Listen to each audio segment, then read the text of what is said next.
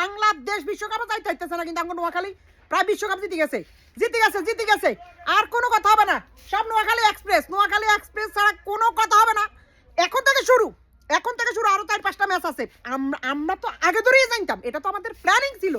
এই যে এতদিন যেগুলো দেখাইছি এগুলো আমাকে প্ল্যানিং, এগুলো গদা সুজনের সাথে আমার একটু কথা হয়েছিল। উনি বলতেছেন তোমার প্ল্যানিংটা কাজে লাগছে।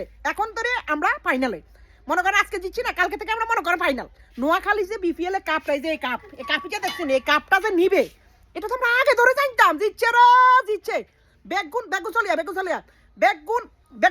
বেগুন টাকা চলিয়া থাইস না এখন থাকা যাবে না বেগুন টাকা তাড়াতাড়ি কালকে মিছিলে বাড়িতে হবে। জিতে গেছে বিশ্বকাপ, নোয়াখালী বিশ্বকাপে খেলতে এলেছে, নোয়াখালী বিশ্বকাপ জিতে গেছে। সব কথার এক কথা হয়েছে, এটা কোনো কথা হবে না, কোনো আওয়াজ হবে না, শুধু এক কথা হবে নোয়াখালী এক্সপ্রেস। গদা সুজন জিন্দাবাদ। এখন থেকে গদা সুজন জিন্দাবাদ, আর কোনো কথা হবে না। আজকে একটু আগে গদা সুজন যে কথাটা বললো যে রাইট তুমি ঠিক আছো, তোমার কাজটা ঠিক হয়েছে।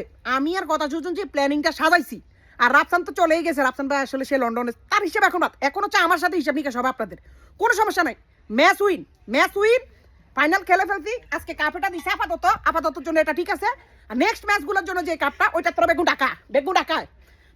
তাই নোয়াখালীতে ডাকা চলে যায়। জিতে গেছি বিশ্বকাপ চলে আসছে। কালকে হেক্সা জিতছে, আজকে বিশ্বকাপ। এরপর দিন অন্য কোনো কাপটা পাচ্ছে কিনা আমি আসলে শিওর জানি না। এটা গদা সুজন লোক একটু ফোন দিয়ে জিজ্ঞেস করি, খারাপ একটু পরে আবার তোগুলো আইতেছি, দেখা করতেছি।